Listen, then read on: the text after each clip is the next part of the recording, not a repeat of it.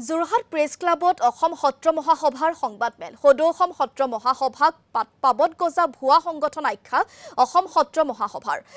প্ৰান্তিক গোস্বামী নামৰ এজন ব্যক্তিৰ ক্ষমতা লিপ্সাৰ বাবেই সদৌ অসম ছাত্ৰ মহাসভা নামৰ সংগঠনটোৰ জন্ম হোৱা বুলি মন্তব্য সত্ৰ মহাসভাৰ অসম সত্ৰ মহাসভাৰ প্ৰতীক ব্যৱহাৰ কৰি সদৌ অসম সত্ৰ মহাসভাই ধন সংগ্ৰহ কৰি থকাৰ অভিযোগ সংগঠনটোৰ সংবাদমেলত উপস্থিত থাকে অসম সত্ৰ মহাসভাৰ কাৰ্যকাৰী সভাপতি ভৱানন্দ গোস্বামী ডক্টৰ বসন্ত কুমাৰ গোস্বামীকে ধৰি কেইবাগৰাকীও বিষয়ববীয়া বগুৱান অধিৱেশনতে নতুন কাৰ্যকাল আৰম্ভ আজি আপোনাসকলক ইয়াত একত্ৰিত কৰা হৈছে বিশেষকৈ সত্ৰ মহাসভাৰ এটি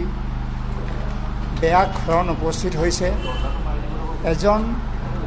প্ৰান্তিক গোস্বামী নামৰ এজন তথাকথিত সত্ৰাধিকাৰ কিন্তু তেখেত প্ৰথমতে অসম সত্ৰ মহাসভাতে আছিল পাছত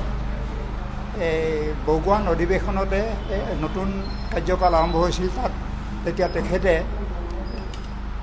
উপসভাপতিৰ কাৰণে তেওঁ ভোট হৈছিলে ভোটত কিন্তু তেওঁ বহুত কম সংখ্যক ভোট পাই তেওঁ হাৰিলে তেতিয়াই কিন্তু তেওঁ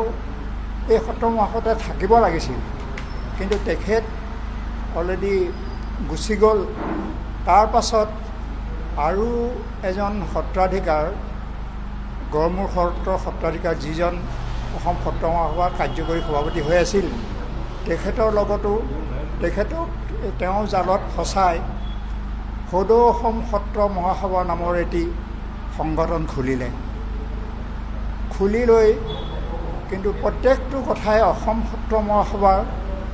প্ৰতিটো বিষয়ত নকল কৰিবলৈ ল'লে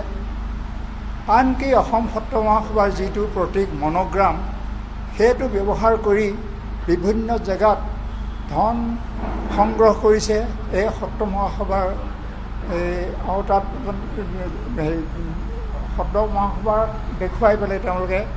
সত্ৰ মহাসভাৰ বুলি